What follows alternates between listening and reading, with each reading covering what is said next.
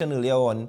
Today we in the carnival spirit, but we're in a music vibe this morning. And of course, to speak to us, to begin this particular segment on this Friday, yes, we are here this Friday, we have Freetown Collective. They are with us. I'm pretty sure that by now, most of you all would have seen the latest music video featuring Tobago. Yes, featuring Tobago. A lot of the production featured the landscape and the vibrancy in Tobago. But they are with us this morning to tell us all about this production and all about their career. Very successful one. Good morning, fellas.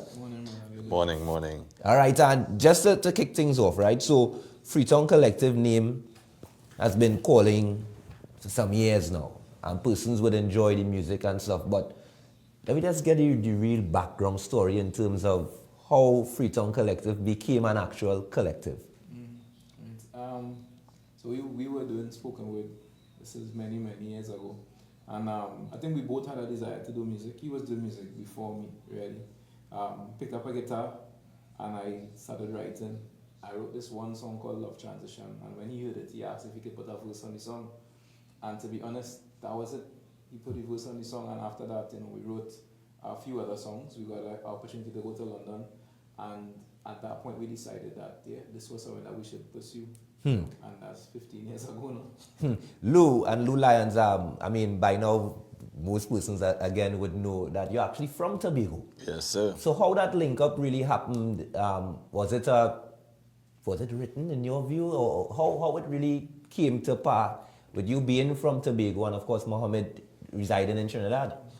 Yeah, that could have only been divine planning. I was going to school at the time, and I knew who Muhammad was. Muhammad was the most celebrated spoken word poet at the time.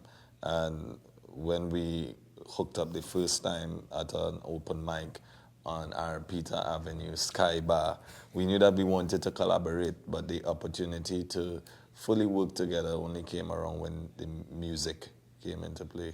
And the music has been literally infiltrating homes, events. I like that word. Yeah, and the soul of people, because you all have a particular style. Is it intentional, or would you all say that you're still in the process of creating a particular, because persons would often ask, what genre them fellas singing? But I'll ask you now, can we box it into a particular genre? Are you all going with energies? What is the process in terms of coining the type of music that you all put out? People say outside of the box. When we first started making music, we were going to make a mixtape, and we were going to call the mixtape What Box? Because, outside of the box, we really... For me, somebody could try to define it if they would like to. We just making music for the human soul. Whatever that comes out as. So if it comes in the form of soca, then it's soca. If it comes in the form of a ballad, then it's a ballad. If it comes and it's just an instrumental, or if it comes and it's just a cappella, whatever it comes as, if it serves the purpose, then it is what it is, For the purpose of uploads and for the world, and we have to define what it is, and for that purpose, we say that we are Calypsonians. This is who we are, because we follow in the line of Calypso, So that's what we stand on right now. Mohamed, I know you are a very successful spoken word artist, but in terms of you as your inspiration, who are some of the persons or artists that you would say, and I guess, hold a sec, I would take Lou first on this question. Lou, who would you describe as some of your influences? Growing up, I was exposed to a lot of black music by my parents. I think coming from the Caribbean, being inspired by Bob Marley is a must, or anybody from that era, Burning Spear, Sizzla, Kalonji, Capleton. These were the sounds of our early teenage, adolescent years in secondary school. They wanted to revolt against the system. But as we grew and accepted our culture deeper and deeper, the voices of Ella Andel, Black Stalin, Shadow, Calypso Rose, Machel Montano, come on. It's just too many to put into one list, but just Caribbean culture and Trinbagonian culture is a big part of the recipe. And you are always seen with the guitar. You're not with the guitar this morning, but you play multiple instruments, or is it just the guitar? And just tell us about your how you began to take up the role of not just being a songwriter, singer-songwriter, but also playing instruments. Yeah, anybody from Tobago who know me, specifically from the Seventh-day Adventist circles, know that I started off as a bassman. I was a bass player in Glamorgan Seventh-day Adventist Church. But when we linked up, Muhammad was the guitarist first. I wasn't playing guitar yet, you know. But when we came together, and we realized that we did have some magic and we needed to plan what the future looked like. We said for the next 6 months, he was going to focus on strengthening his voice. And for the next 6 months, I would learn to play the guitar. So that's when I started to focus on the guitar as my weapon of choice. Weapon of choice. And of course, ladies and gentlemen, if you're now joining us, we're speaking with Freetown Collective. We have Lou with us and we also have Muhammad. Muhammad, in terms of your influences or some of the artists or practitioners that would have inspired you coming up and even to date. Yeah, the first song I remember hearing in life was Bob Marley Rat Race.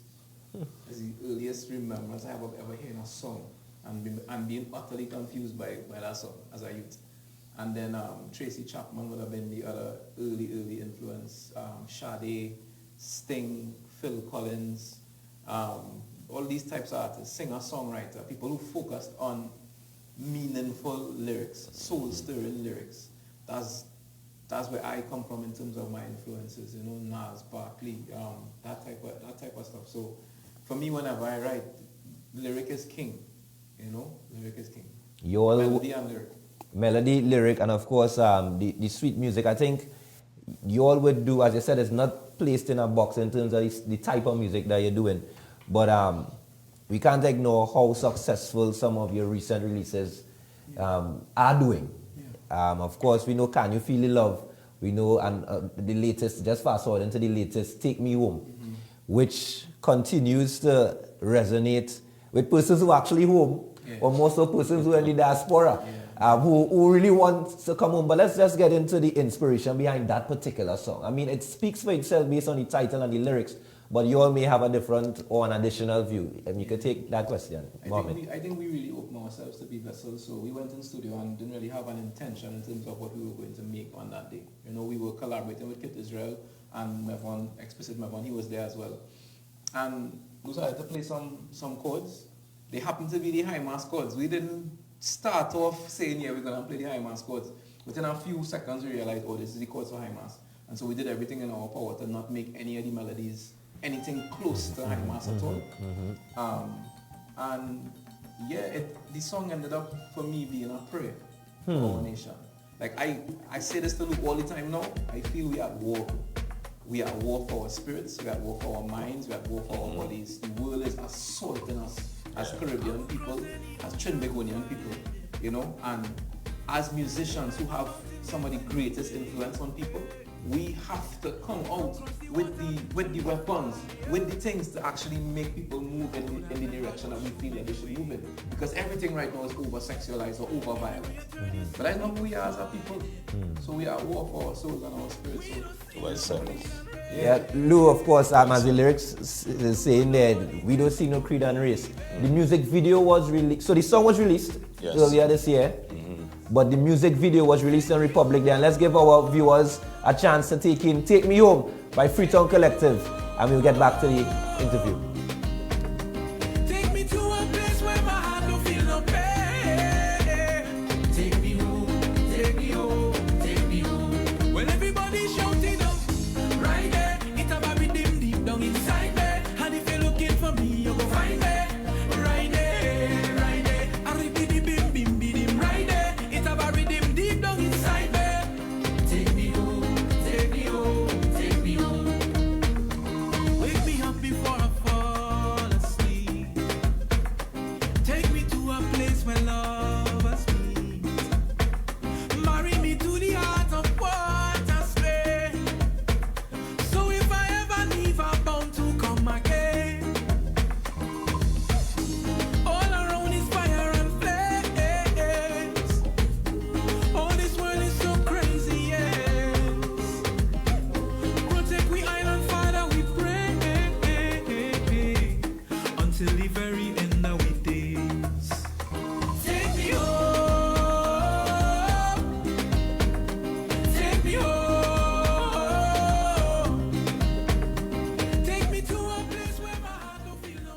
Ah, boy, Take Me Home. That's the official music video. That's the official music video, Yes, right? indeed.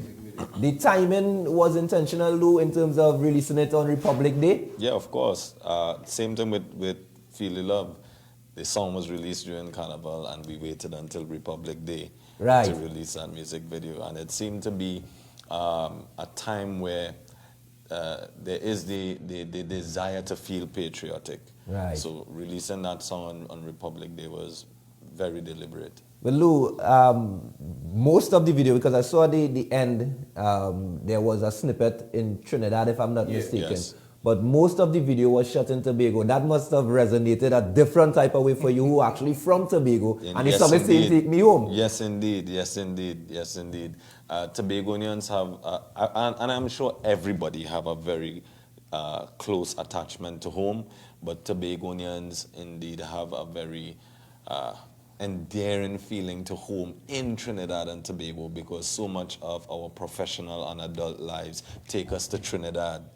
So many Tobagonians need to, for lack of a better term, migrate in their own home, and you're missing home. Right. It's a very peculiar experience that can't really be explained. So it will tap into a very unique emotional experience for Tobagonians. Fantastic. And of course, I know that the song continues to make its rounds around the world. Recently in Carifesta, that was popularly played throughout that during the carnival season, and in different spaces you would see online and so on. But in terms of this particular production, I understand that it included a number of stakeholders, a number of practitioners. Muhammad, tell us about how this really came together. The song itself or the video? The video. I feel Lou better to speak on that. All right then. Yeah, so we have to thank the Chief Secretary and the Office of the Chief Secretary.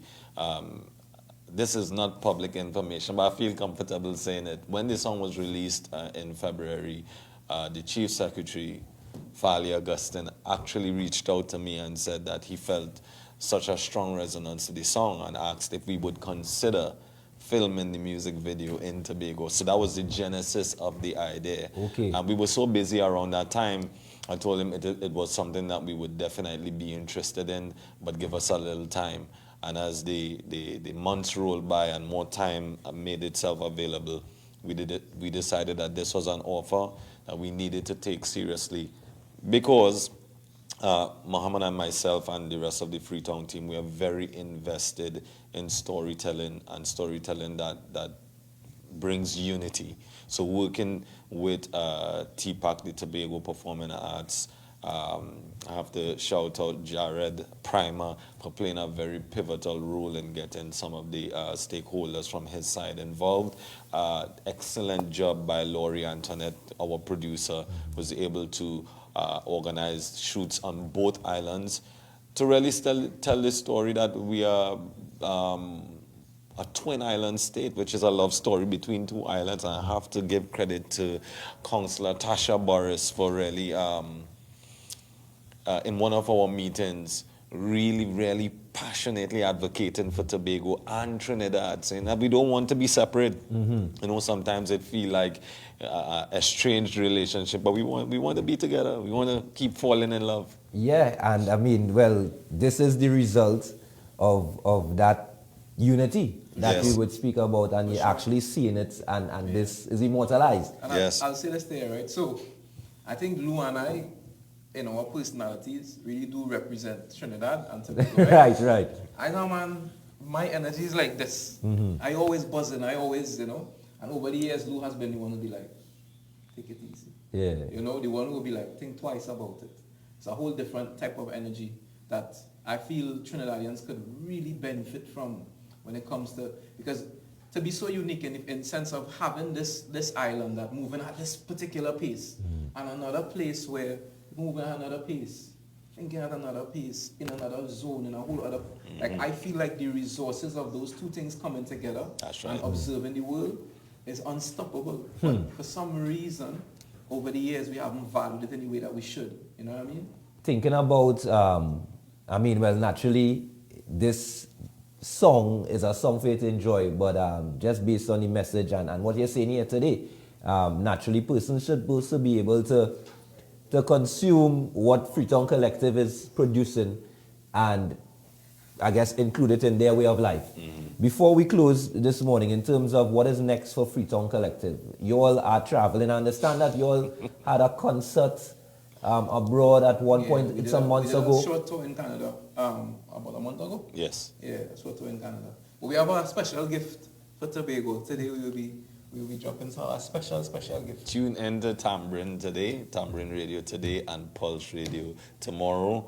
Can you tell me the times? Well, I guess we could pay attention to your social media pages, and yes, we are that please, in terms of your please. social media pages. Feel free to share and contact Yes. information. We have a gift. Yes, but just we have for Tobago.